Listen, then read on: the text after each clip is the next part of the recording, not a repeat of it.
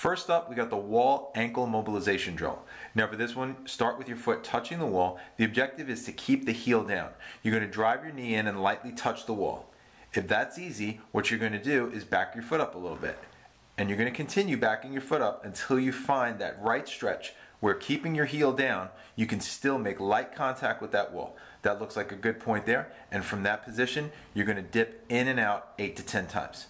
Notice the way the heel stays down and we're mobilizing the front of that ankle. You're going to go out until you feel a nice stretch in the lower part of the calf down through that Achilles tendon. And that's the wall ankle mobilization drill.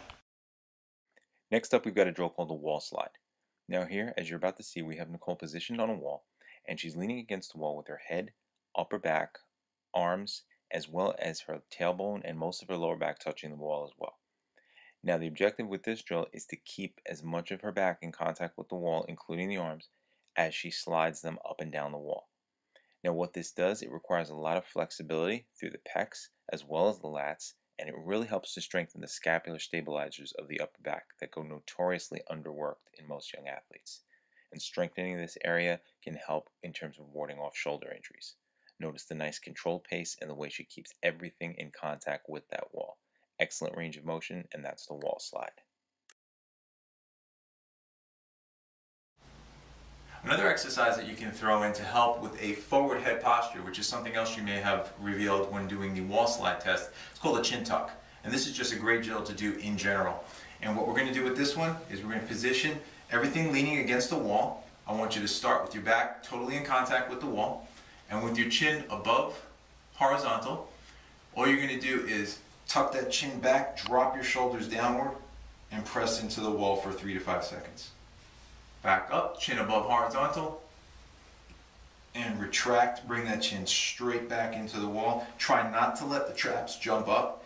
As you're bringing that chin back, drive those shoulders down towards your waist. And you're going to want to do about anywhere from 6 to 10 repetitions of these, holding for 3 to 5 seconds at a time on that wall. It's a great way to help strengthen the muscles all around the neck and to avoid that forward head posture that a lot of swimmers tend to have.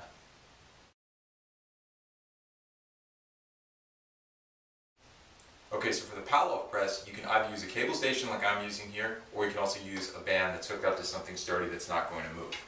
What you're going to do is grab onto the band or the cable, set yourself in a nice little mini squat position, shoulder blades down and back, got the handle lined up right in the middle of the chest, and you're going to extend out and resist the rotation that that band or that weight on the cable station is applying to you. Remember, you don't want to let yourself turn this way with it.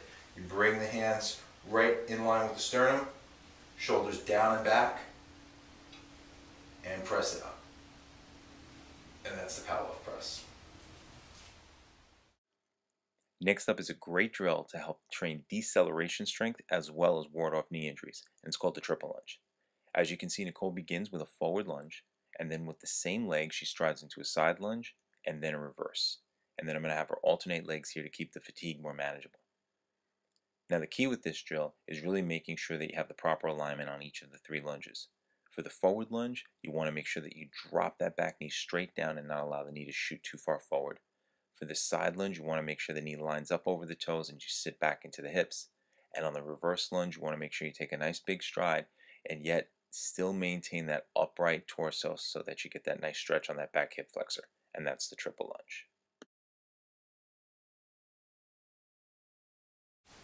Next drill is a push-up with an alternating shoulder tap.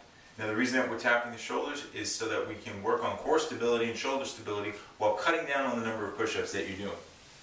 You're going to set yourself up in a good push-up position with your hands placed directly beneath your shoulders, nice neutral spine, no heavy arch in the back, no poking the butt up in the air. Retract that chin back. It's down for a controlled push-up. Come up and through. 1/1000 touch to one side, trying to shift the weight as little as possible. 1/1000 touch to the other side, back into your next push-up. Remember, what you want to do here is pretend you have a glass of water sitting right on that tailbone, trying not to move on each of the shoulder taps.